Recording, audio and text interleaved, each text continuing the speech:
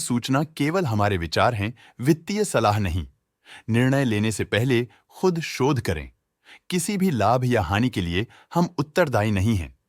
आज हम देख रहे हैं SBI cards and payment services limited के 2024-25 Q4 की standalone financial performance. Starting with the sales, पिछले क्वार्टर से सेल्स में 1% का इंक्रीज हुआ है, मगर कंपनी ने पिछले साल के मुकाबले 7.5% का सेल्स इंक्रीज रिपोर्ट किया। Expenses -1.5% quarter on quarter decrease हो गए हैं, जो साल भर के 18% के राइज के साथ अलाइन करता है। क्वार्टरली एक्सपेंसेस के कंपैरिजन में सेल्स इंक्रीज होना दिखाता है कंपनी ने अच्छा परफॉर्म किया। हालांकि सालाना कंपनी को चैलेंजेस का सामना किया। ऑपरेटिंग प्रॉफिट, जो पिछले साल के कंपैरिजन में -12% डाउन हुआ है, quarter on quarter around 9% increase हुआ है। Operating profit margin OPM annual basis पे -6% से डिक्रीज हुआ है और पिछले क्वार्टर के कंपैरिजन में 2% से इंक्रीज हुआ है। एक्सेप्शनल आइटम्स को ऐड करके अदर इनकम पिछले क्वार्टर के कंपैरिजन में 7% बढ़ गई, बावजूद इसकी ईयरली ग्रोथ 24.5% हुई है।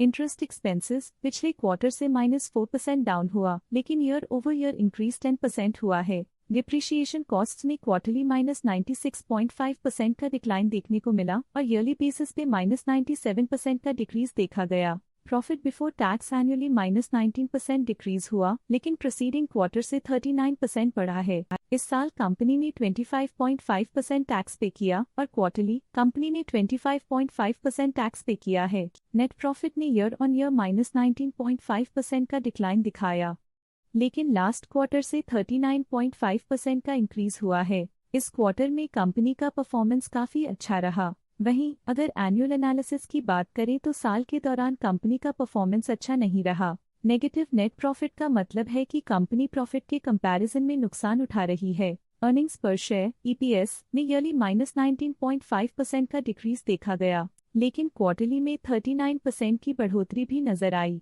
इस क्वार्टर में कंपनी का EPS काफी अच्छा रहा। SBI cards and payment services limited के फाइनेंशियल स्नैपशॉट को रिव्यू करते हुए कुछ मुख्य ट्रेंड्स सामने आए हैं, जो कंपनी की परफॉर्मेंस पे रोशनी डालते हैं।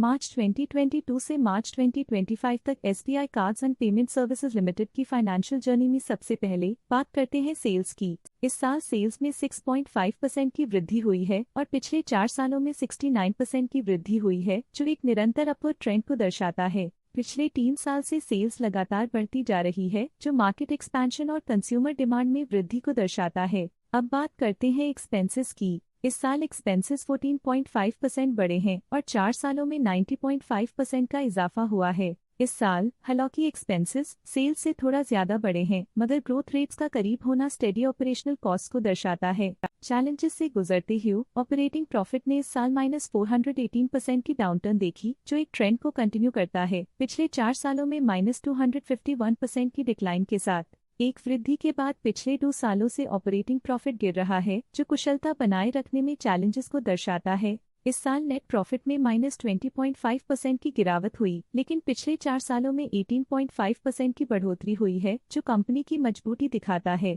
इस साल नेट प्रॉफिट में आई कमी के बावजूद पिछले सालों में हुई पॉजिटिव वृद्धि एक अस्थायी मार्केट एडजस्टमेंट को दर्शाता है। इस साल EPS में -20.5% की कमी के बावजूद लंबी अवधि में देखा जाए तो 18% की मजबूत वृद्धि हुई है। इस साल EPS में कमी आने के बावजूद पिछले सालों की ग्रोथ कंपनी की मजबूत ओवरऑल परफॉर्मेंस को अंडरलाइन करती है। चलिए अब बात करते हैं शेयर होल्डिंग पैटर्न की। SBI cards and payment services की शेयर होल्डिंग रिपोर्ट्स कुछ इस प्रकार की हैं, जो अननोन 2025 के तक चलता है। ये रिपोर्ट कंपनी के शेयर्स की डिटेल्ड जानकारी देता है, जिसमें promoters, promoter groups, foreign investors, public investors और सरकारी एंटिटीज शामिल हैं। पब्लिक हेल्थ शेयर्स का परसेंटेज 2024 के दिसंबर में 5.41% से 2025 के में 4.3% तक डिक्रीज हो गया। इस डिक्रीज से साफ है कि इस टाइम पीरियड में कंपनी में पब्लिक का हिस्सा डिक्रीज हुआ है। जब कंपनी के शेयर्स का अधिकतम हिस्सा प्रमोटर्स, FII, DII या गवर्नमेंट के पास होता है, तब ये माना जाता है कि कंपनी मजबूत हाथों में है,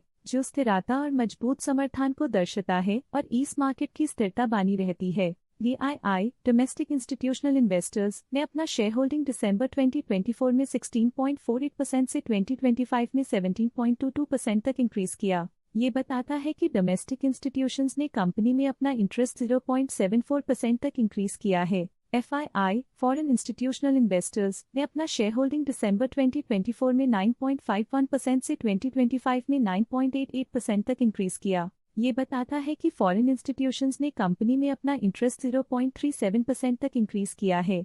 ये था कंपनी का करंट शेयर होल्डिंग पैटर्न। अब नजर डालते हैं SBI cards and payment services के स्टॉक रिकमेंडेशन पे। डॉट स्टॉक का करंट प्राइस 702.3 रुपीस चल रहा है। ICICI सिक्योरिटीज ने स्टॉक की होल्ड रिकमेंडेशन दी थी। उन्होंने स्टॉक का टारगेट प्राइस 884 का अनुमान लगाया था। रिकमेंडेशन के समय स्टॉक का प्राइस 878.15 चल रहा था, जो करंट प्राइस से 0.6% अप है। मोतीलाल ओसवाल ने स्टॉक की होल्ड रिकमेंडेशन दी थी।